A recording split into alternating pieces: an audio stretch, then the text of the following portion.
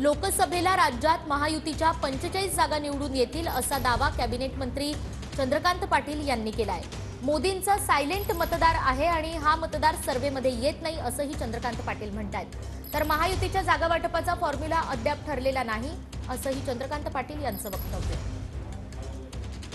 म्हणजे महाराष्ट्रामध्ये असणारे प्रामुख्याने भारतीय जनता पार्टी, शिवसेना, राष्ट्रवादी आणि असणारे RPI, महादेव जानकरांचा राष्ट्रीय समाज पक्ष, असं सगळे जे आम्ही आहोत, रयत पार्टी आणि स्वर्गीय विनायक रामेटेंची शिवसंग्राम वगैरे मिळून 45च्या खाली जागा येऊ शकत नाहीत। आणि हे मी हवेतलं बोलतो, हे एखाद्या 3 राज्याच्या निकालाआधी म्हणता आलं असतं।